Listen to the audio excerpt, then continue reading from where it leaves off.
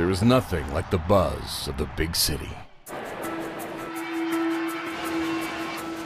It is here that the lights shine brighter. And the noise is constantly at a fever pitch. It's where everything comes to life.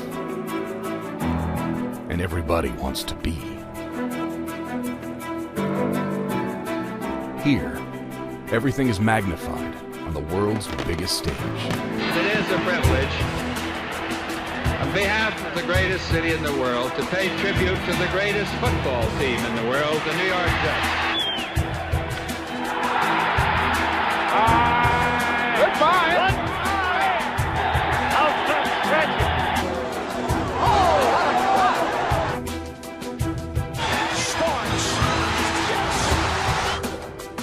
Away. And it's hit deep to left center. Andrew Jones on the run. This one has a chance. Home run! Mike Piazza! In a city full of history and resiliency,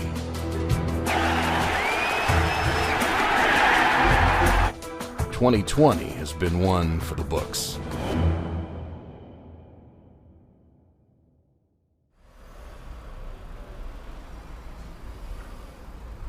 Good evening, and thank you for joining us. We're going to begin tonight with breaking news, two stark numbers that show how dramatically coronavirus has changed life in America.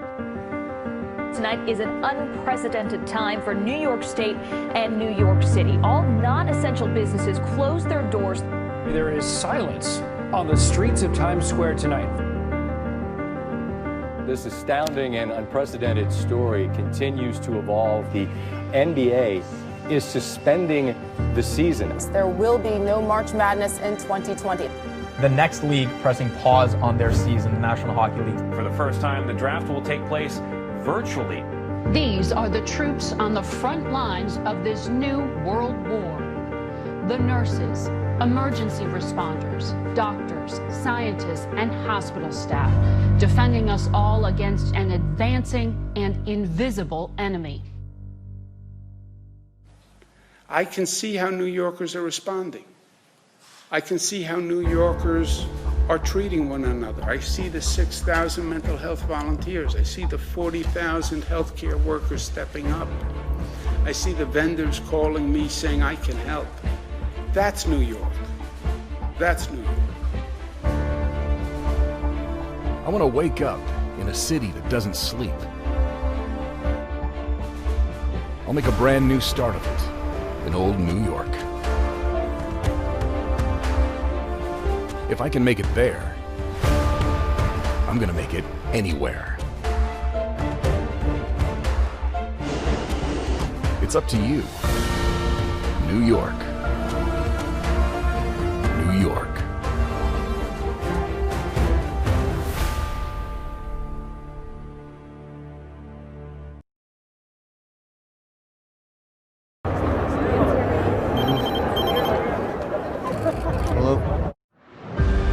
At just 23 years old, Sam Darnold has been through it all. With the third pick in the 2018 NFL Draft. From a youth phenom to the face of a franchise. The New York Jets select. He's locked in on his one and only goal. Sam Darnold, quarterback, USC. Leading the Jets to the Super Bowl. I think becoming an elite quarterback just kind of comes with winning football games. The biggest thing for Sam is I think staying true to who he is. Being the leader of the team, and especially the quarterback position, you're the face of the franchise. And I think he's the type of person that's going to lead and others will follow. It doesn't matter if you're a 10-year vet or if you're a rookie. When Sam speaks, people listen. And it feels like Darnold is wired differently. There's never a moment that's too big. You're talking about one of the better people I've ever been associated with him.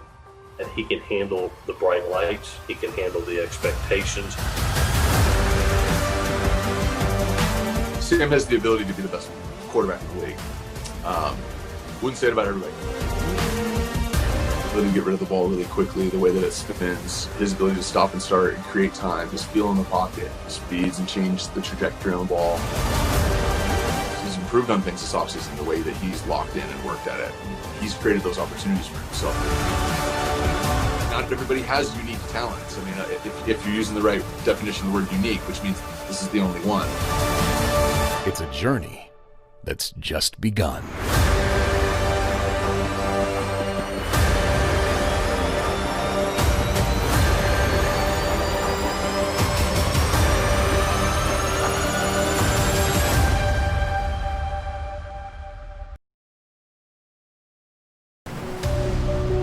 No matter the road, no matter the story,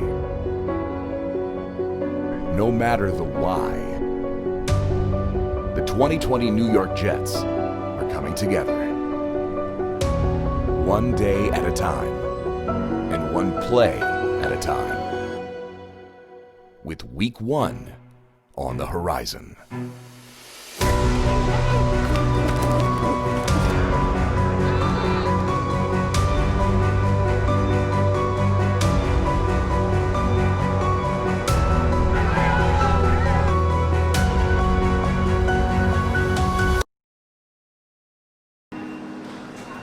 Growing up in Queens, Austin is the epitome of a New Yorker, as he exemplifies the characteristics of the city he calls home. It's just me, like it's just me and how I am, how I was built, how I was raised. So I wish I could pinpoint, you know, I know certain things that stand out about me. You know, my ability to not follow the crowd, just, you know, have a mind of my own.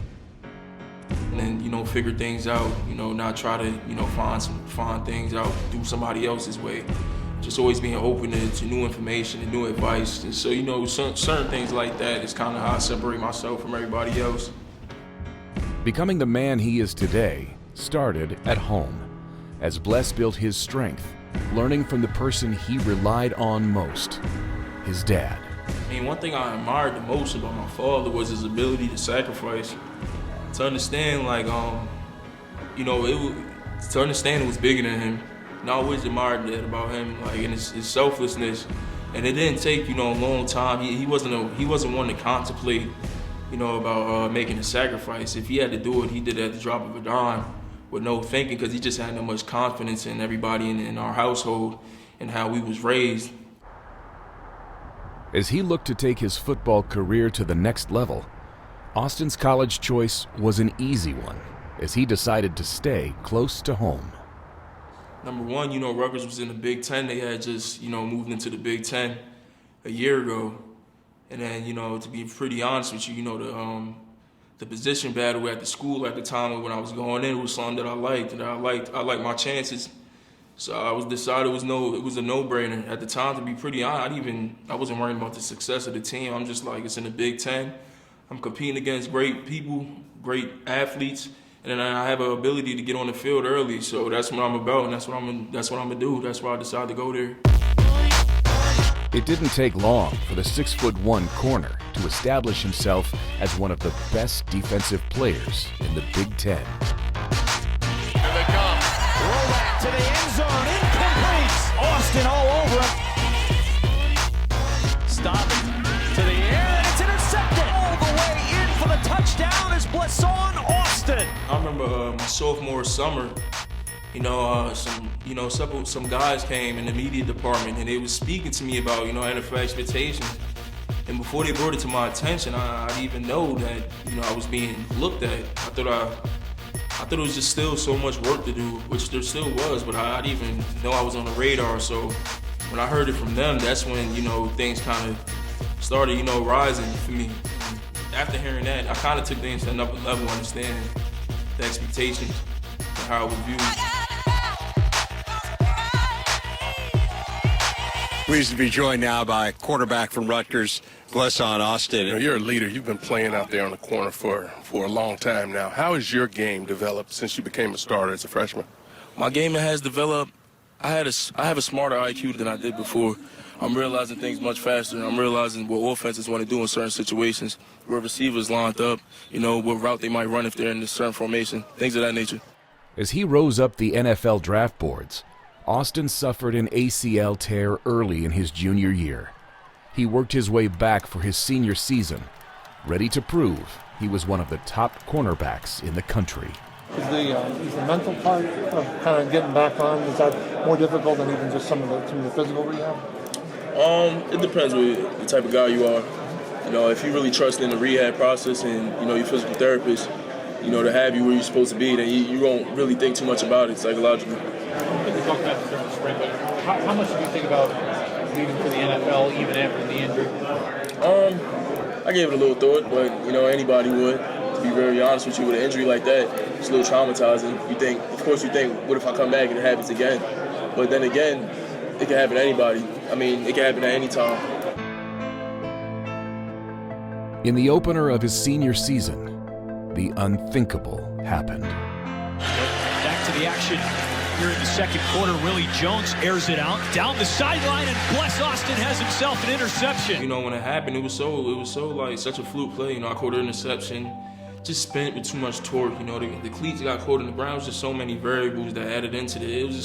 It was such a freakish thing to happen. It was a second ACL tear. Austin's season and college career was over. I was so at peace the second time with what happened.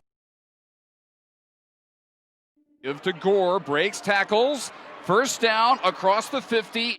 They are similar and they are different. But above all, they are competitive. Right now, he's bigger, I'm faster. Very natural runner. With me, like similar to me. Great feet, great eyes.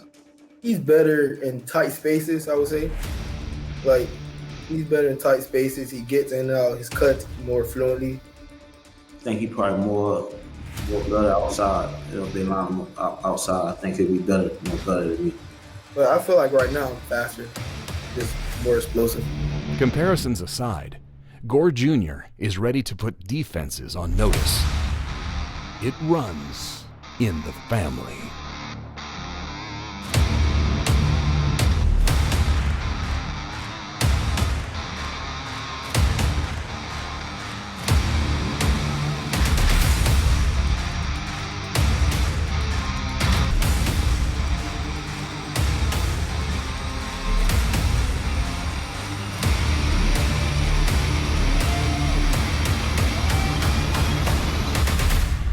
As Frank Sr. cements himself as one of the game's immortals, nothing ranks higher than being a dad. Well, I've been proud. You know, I think he's been getting better each week.